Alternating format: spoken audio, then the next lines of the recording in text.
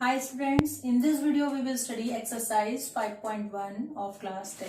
ठीक है, एक्सरसाइज 5.1 हमने इंट्रोडक्शन जो है इस चैप्टर का लास्ट वीडियो में मैंने आपको समझाया था, इंट्रोडक्शन ऑफ अरिथमेटिक प्रोग्रेशन. ठीक है, और इस वीडियो में हम लोग डिस्कस करेंगे एक्सरसाइज 5.1. ठीक, सो देखिए मैंने यहाँ आपके लिए क्वेश्चन 1 लिख रखा है.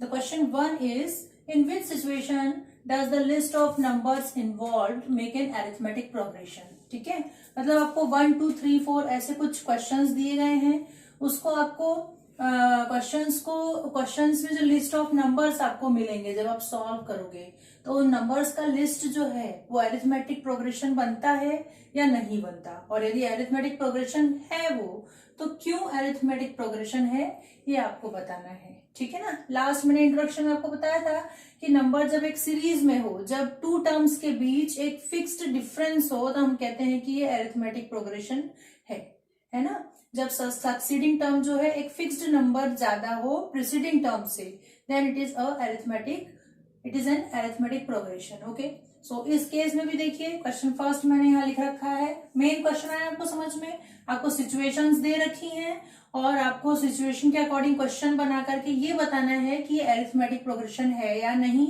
और यदि है तो ये अरिथमेटिक प्रोग्रेशन क्यों है. ठीक है, सो देखिए क्वेश्चन फर्स्ट क्या कह रहा है. Taxi fare after each kilometer when the fare is ₹15 for the first kilometer and ₹8 for each additional kilometer. ठीक, क्या कह रहा है, टैक्सी फेयर जो है उसके लिए हमको अरिथमेटिक सीरीज फाइंड आउट करना है. ओके, जब the fair is ₹15 for first kilometre के लिए उसने ₹15 दे दिया है फेयर, और एडिशनल फेयर जो है हर किलोमीटर के लिए जो एडिशनल फेयर है दैट इज 8 किलोमीटर. ओके, सो इसका हम सॉल्यूशन करते हैं. ओके,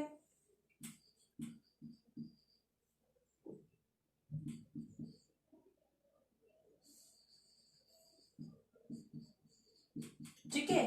हियर यहाँ क्या कह रहा है, taxi fare for first kilometre, taxi fare for first kilometre कितना है. Taxi fare for first kilometre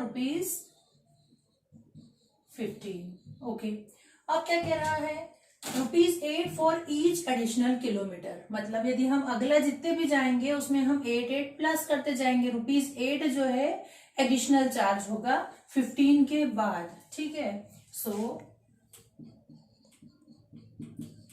taxi fare for first 2 kilometre is equal to 15 plus 8 that is 23. Okay, ₹23. अब अगला देख लेते हैं. 8 जो है वो इंक्रीज करते जाना है हमको. Taxi fare for first 3 kilometres 23 plus 8, सो ये हो गया आपका 23 प्लस 8 हो गया 31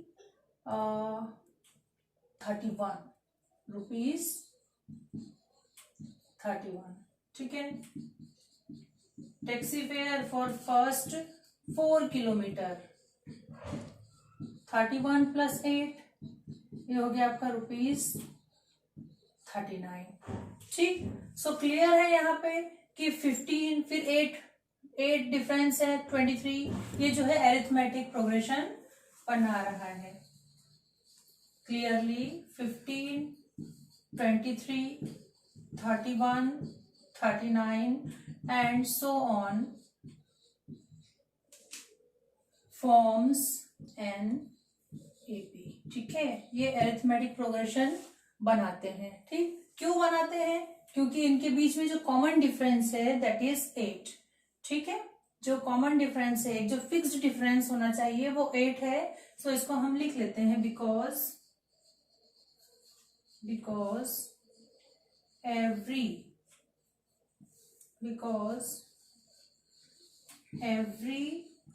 term is 8 more than the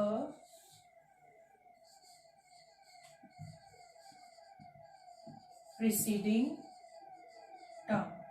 second is the amount of air present in a cylinder. ठीक है, जो सिलेंडर में जो अमाउंट प्रेजेंट है एयर का, ठीक, उसके लिए आपको अब एपी बनाना है। ठीक है, so when a vacuum pump removes 1/4 of the air remaining in the cylinder eight A time. ठीक, मीन्स उसमें जो भी वॉल्यूम प्रेजेंट है एयर का, उसमें से एक टाइम में वैक्यूम पंप क्या कर रहा है, 1/4 एयर रिमूव कर रहा है। तो जो उसमें रिमेनिंग रहेगा उससे आप एपी फाइंड आउट करेंगे। ठीक, सो देखिए इसको सॉल्यूशन। ठीक है, इसको स्टार्ट करते हैं। Amount of air present in a cylinder. ठीक, सिलेंडर में जो एयर का अमाउंट है उसको हम कंसीडर कर लेते हैं। तो देखिए इसको, let the initial volume of air present in cylinder be ले लेते हैं इसको, वॉल्यूम है, बी ले लेते हैं, वी लीटर। ठीक है, इनिशियल वॉल्यूम वी है। अब क्या कह रहा है, जो वैक्यूम पंप का जो फर्स्ट स्ट्रोक है उससे 1/4 एयर जो है वो निकल जाएगी। When a vacuum pump removes, है ना, 1/4 एयर जो है रिमूव होगी, तो कितनी बचेगी, वो आपका आएगा सेकेंड टर्म। ठीक है, फिर अगेन जब वैक्यूम पंप हम यूज करेंगे तो फिर 1/4 एयर रिमूव होगी और फिर आपकी थर्ड टर्म मिलेगी। तो इस तरीके से क्या टर्म्स बनेंगी वो देख लीजिए। ठीक, after every stroke of vacuum pump, ठीक है, ओनली वॉल्यूम कितना था उसका 1, उसमें से 1/4 एयर जो है रिमूव हो गई। वॉल्यूम हम v लेके चले थे, बट 1/4 एयर जो रिमूव हो रही है तो कितना बच रहा है, उसके लिए हम लोग 1 कंसिडर कर रहे हैं उसको। Only 1 minus 1/4 is equal to 3/4। ठीक है ना, 3/4 ही बचेगा। जो टोटल वॉल्यूम है उसमें से 1/4 वॉल्यूम यदि निकल गया तो 3/4 पार्ट जो है वो बच जाएगा। 3/4 part of air will remain. 3/4 part of air will remain. Okay, ठीक है, देयरफॉर वॉल्यूम्स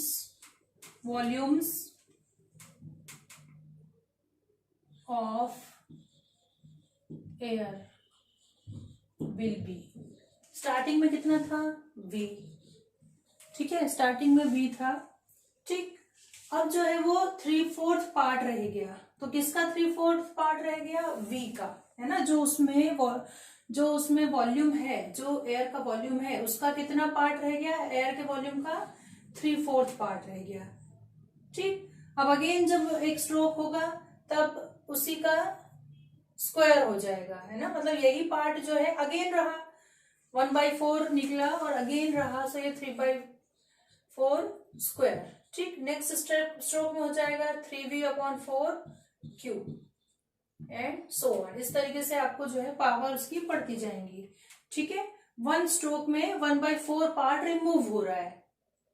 ठीक, सो कितना रह गया है उसमें, 3v/4 रह गया है। सो अगले स्ट्रोक में इसका स्क्वायर हो जाएगा और नेक्स्ट स्ट्रोक में क्यूब। ठीक है, विच इम्प्लाइज दैट, ठीक है, आप देख सकते हो फर्स्ट टर्म v, नेक्स्ट है 3v/4, third 3v/4 whole square. ठीक है, इस तरीके से इनमें कोई ऐसा आपको सेम डिफरेंस दिख रहा है क्या, नहीं।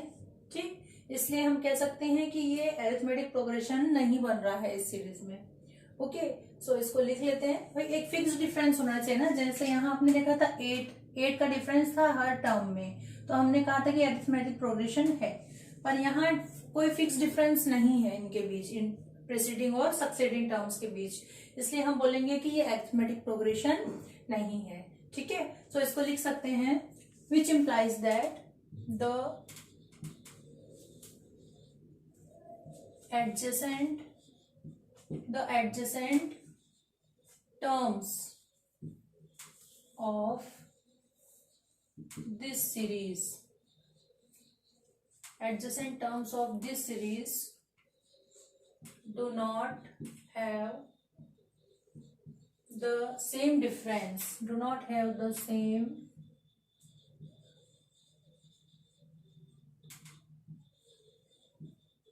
difference between them. Therefore this is not an arithmetic progression. This is not an arithmetic progression. ठीक है, this is not an AP.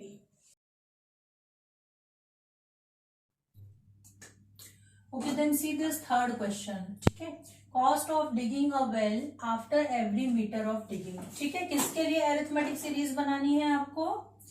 Cost of digging a well, मतलब कुएं को खोदने की जो कॉस्ट है एवरी मीटर, 1 मीटर में कुआं कितना खोदा गया उसकी कितनी कॉस्ट है, उसके लिए आपको अरिथमेटिक प्रोग्रेशन की सीरीज बनानी है. ठीक है, सो कंडीशन दे रखी है when it cost ₹150 for the first metre. First metre के लिए 150 है एंड देन अगले सेकेंड, थर्ड, फोर्थ के लिए ये 50-50 जो है इंक्रीज होता जाएगा and raises by ₹50 for each subsequent metre. ठीक है, उसके बाद जस्ट आने वाले उस सीक्वेंस में, सब्सिक्वेंट मतलब उस सीक्वेंस में आगे आने वाले जो मीटर्स हैं उनके लिए कितना बढ़ जाएगा? ₹50 ईच.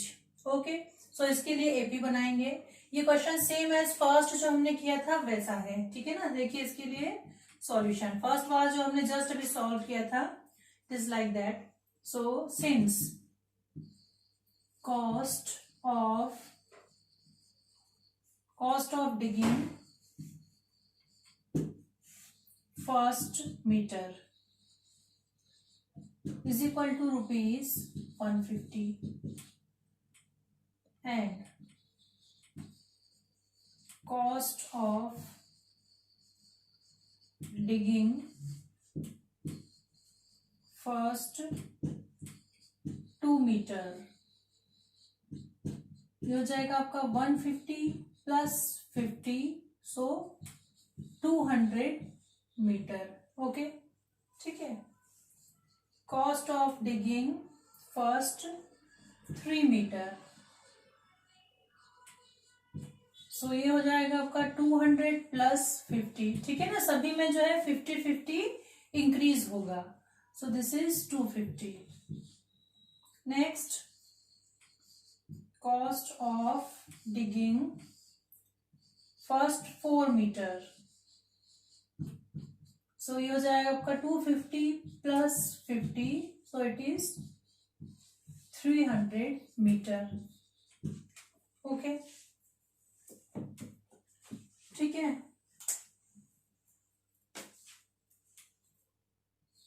क्लियरली, ठीक है ना, देख सकते हो आप 150, 200, 250, 300 and so on makes an AB. ठीक है, अरिथमेटिक सीरीज बन रहा है बिकॉज, ठीक है, बिकॉज एवरी टर्म, ठीक है, हर टर्म के बीच में कितने का डिफरेंस है? 50-50 का. Okay, because every term is 50 more than the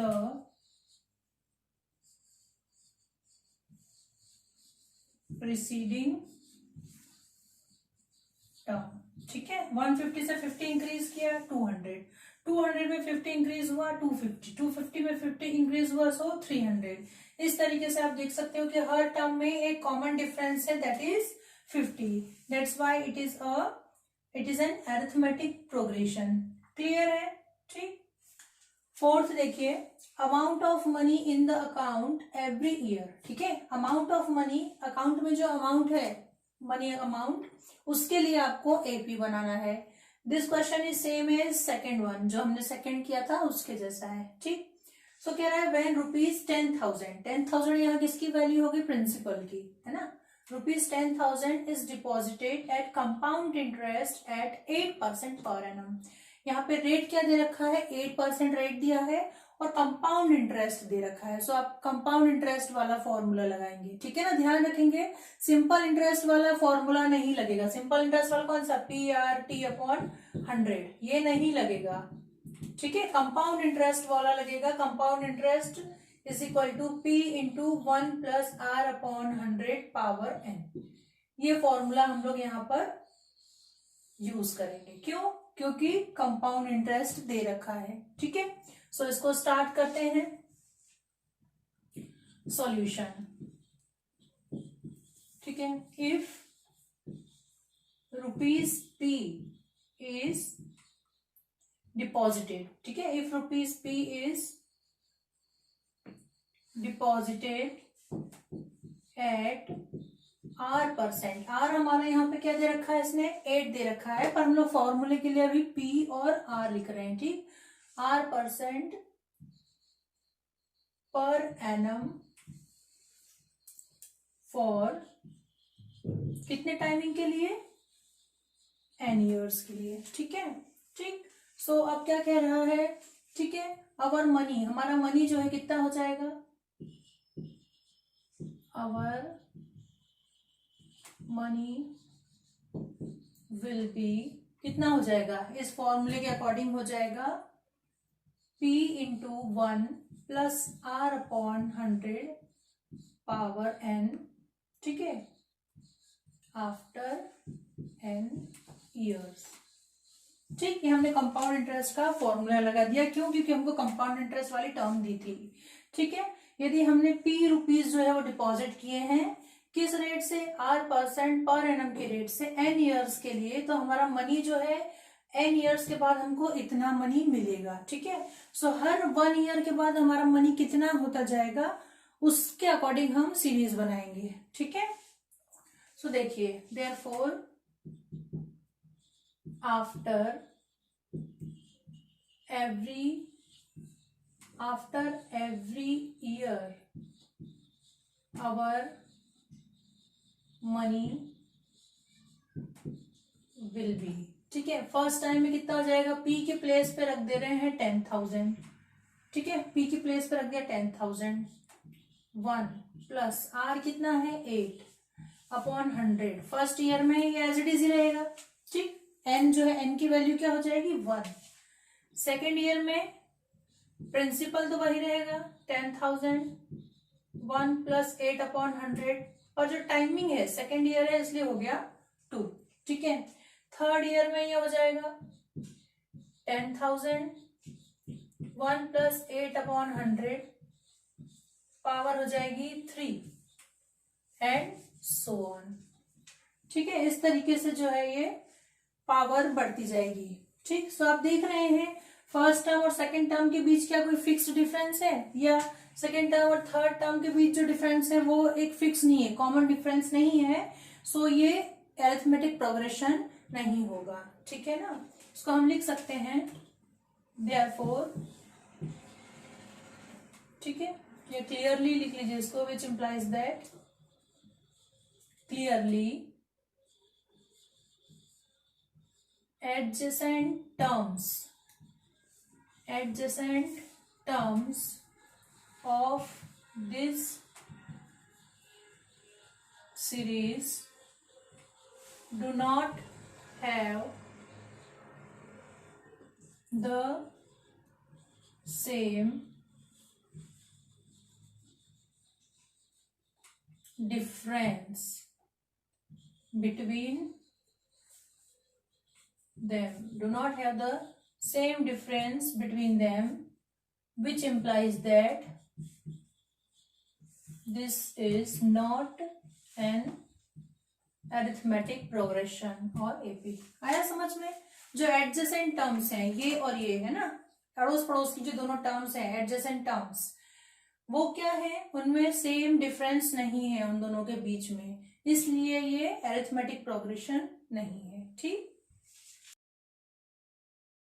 Question second is write first four terms of AP. A and D are given. ठीक है, आपको A और D की वैल्यूज दे रखी हैं और फर्स्ट फोर जो टर्म्स हैं वो आपको फाइंड आउट करनी है AP की. ठीक है, सो स्टार्ट करते हैं solution. Let the series will be A1, A2, A3, A4 and so on. Okay, अब देखिए आपको मालूम है since A1 is equal to A आपको क्या दे रखा है 10. ठीक है, A इज इक्वल टू 10. ठीक, आया समझ में. हम लोग जनरल फॉर्म जो है, general form of arithmetic progression का पढ़ चुके हैं. ठीक है ना. फर्स्ट होता है A, सेकेंड आपका जो A2 है, A2 is equal to A plus D, ये होती है second term of AP. So this is 10 plus what is the value of D? 10. तो ये हो गया 20. ठीक है, A3 is equals A plus 2D. So 10 plus 2 into D means की 10 into 2 20. So this is 30. A4 is equals A plus 3D. So 10 plus 3 into 10, 30. So it is 40. A5 is equals A plus 4D. So 10 plus 40. So next term is 50. Which implies that the क्या मिली है आपको series will be 10, 20, 30, 40, 50 and so on. Therefore the first four terms, क्या find out करना था हमको? First four terms. Therefore the first four terms are 10, 20, 30, 40. ठीक है, आपको जो जनरल फॉर्म हमने पढ़ा था अरिथमेटिक प्रोग्रेशन का वो यही था. A plus D, A plus 2D, A plus 3D, A plus 4D. ठीक है, और इसको हमने नाम क्या दिया था? A1, A2, A3, A4, A5. ऐसे टर्म्स में हमने उसको नाम दिया था. ठीक है, सो हमने फाइंड आउट कर लिया इसमें वैल्यूज पुट करके A और D की, और हमको ये मिल गई हैं फोर टर्म्स जो कि हमको फाइंड आउट करना था. ओके, ठीक है. सेकंड भी कर लेते हैं, बहुत सिंपल है. A और D की वैल्यूज आपको दी है. ठीक है, सो यहां भी सॉल्यूशन देखिए, बहुत सिंपल है, आपको समझ में आ गया होगा. Let the series will be A1, A2, A3, A4 and so on. A1 is equal to A. ठीक है, A क्या दिया है? -2. Okay, A2 is equal to A plus D. -2 plus 0 -2. A3 is equals A plus 2D. अब 2D भी 0 ही होगा. -2. A4 is equals A plus 3D. -2 plus 0. ठीक है ना, 0 में कुछ भी मल्टीप्लाई करते हैं, 2 का 3 का वैल्यू का मिलेगी आपको? 0 ही मिलेगी. A5 is equal to A plus 4D. So -2 plus 0 is equal to -2, which implies that the series of AP will be -2, -2, -2 and so on. Therefore the first four terms are -2, -2, -2 and -2. ठीक है.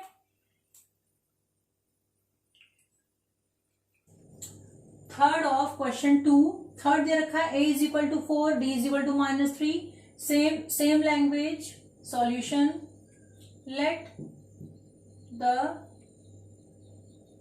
series will be, जैसा हमने अभी first second किया था वैसा ही है. Let the series will be A1, A2, A3, A4 and so on. ठीक है, which implies that A1 is equal to A. So what is the value of A here? 4. Okay. A2 is equal to, we know that A plus D. So ये हो गया A plus D, मतलब 4 plus minus 3, that is 4 minus 3, so it is 1. A3 हो गया आपका A plus 2D. So A है 4 plus 2 into D minus 6. 4 minus 6, so ये बचा minus 2. A4 is equal to A plus 3D is equal to 4 plus 3 into D. D है 3, so 3 into 3 minus 9. So 4 minus 9 ये होगा minus 5. Okay. So therefore the series will be, first term है 1, first term है आपका A that is 4, 1, minus 2, minus 5 and so on. ठीक है ना, ये सीरीज है आपकी -2, -5 and so on, which implies first 4 terms are, यही है 4, 1, -2, -5. ठीक है, this is third. And fourth में आपको दे रखा है A is equal to -1, D is equal to half. Same process है, सॉल्व कर लीजिए, आप कर सकते हैं बहुत ही आराम से. Let the series will be A1, A2, A3, A4 and so on, which implies that A1 is equal to A is -1, A2 is equal to A plus D, that is -1 plus half. आपको मालूम है 1 में से half गया तो half बचेगा, और बड़े नंबर का sign that is minus, half बचेगा 1 में से हाफ गया तो. ठीक है, आप इसको फ्रैक्शनल में सॉल्व भी कर सकते हैं. वैसे क्लियर है, 1 में से हम आधा हटाते हैं तो आधा ही बचता है ना. A3 is equal to A plus 2D. So A is -1 plus 2 into 1 upon 2.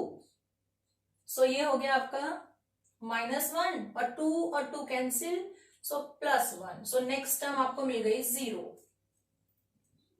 A4 is equal to A plus 3D. So A है आपका -1 प्लस, ठीक है, 2, 3 into 1 upon 2. सो ये हो गया आपका -1 प्लस 3 upon 2. दैट इज, इसको आप जब एलसीएम लेके सॉल्व करेंगे सो ये हो जाएगा -2 plus 3. So what will remain here, -2 plus 3. सो +1 बचेगा न्यूमरेटर में और डिनोमिनेटर में है 2, 1 upon 2.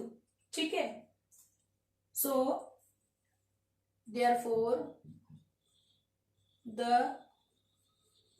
Series of arithmetic progression is, क्या सीरीज है आपका, फर्स्ट टर्म था -1, सेकेंड है -हाफ, थर्ड है 0 एंड फोर्थ है half, which implies that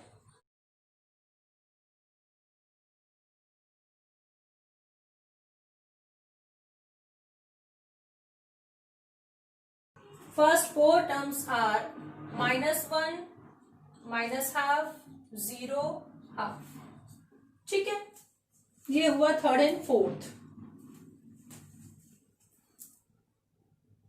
fifth question में आपको A की वैल्यू दे रखी है -1.25 और D दे रखा है -0.25. So let start the solution. Let the series will be A1, A2, A3 and A4. जैसा हम करते आए थे अभी तक के क्वेश्चंस में, सेम वही प्रोसेस है. ठीक है, विच इम्प्लाइज दैट A1 की वैल्यू हम लेके चलते हैं A. सो A क्या है हमारा -1.25. A2 is equal to A plus D. So A तो है -1.25 और D क्या है, D है -0.25. ठीक है, सो दोनों माइनस माइनस के हैं, साइन आपका माइनस ही रहेगा और माइनस माइनस है मतलब कि क्या होगा, ऐड होंगे, दोनों प्लस हो जाएंगे. ठीक, सो ये हो जाएगा 1.25 में जब आप 0.25 को ऐड करेंगे सो 0 2 2 4 5. ठीक है, 1.50. ठीक, दोनों को हमने जब प्लस किया आपको मिल गया. ठीक है ना, ये प्लस और माइनस मिलके क्या बना लेंगे, माइनस हो जाएगा. कैसा हो जाएगा ये 1.25 माइनस 1.25 माइनस 0.25 और फिर दोनों ऐड हो जाएंगे. ठीक, नेक्स्ट है आपका A3 is equals A plus 2D. ठीक, सो A है -1.25 प्लस 2 इंटू -0.25. ठीक है, सो ये हो जाएगा -1.25 तो एज इट इज रहेगा. ये प्लस और ये माइनस क्या हो गया, ये माइनस, ये प्लस और ये माइनस हो जाएगा माइनस. और 0.25 में जब आप 2 का मल्टीप्लीकेशन करेंगे 5 2 ज़ा 10 0 1 कैरी 2 2 ज़ा 4 5. ठीक है, 0.50. अब ये माइनस माइनस है तो साइन माइनस ही रहेगा, लेकिन ये दोनों क्या हो जाएंगे, ऐड हो जाएंगे. ठीक, सो ये हो जाएगा -1.75. ओके, अब A4 निकाल लेते हैं. A4 is equals A plus 3D. ठीक, सो A क्या है -1.25 प्लस 3 इंटू D इज 0.25. सो ये हो जाएगा -1.25 प्लस माइनस माइनस 3 से जब आप 25 में मल्टीप्लाई करेंगे तो आपको मिलेगा 0.75. ठीक है, और प्लस माइनस करने पे साइन जो है माइनस माइनस ऐड होंगे पर साइन माइनस ही रहेगा. 1.25 में प्लस कर देते हैं 0.75 550. 7 प्लस 2 9 हो गया. सो 9 का एक जो कैरी था वो जुड़ गया, सो ये 0 हो गया और ये 2.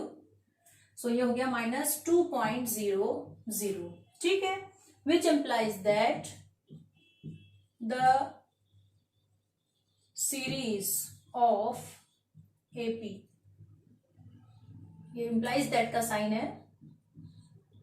The series of AP is first term -1.25 -1.50 -1.75 -2.00 and so on. ठीक है, therefore first four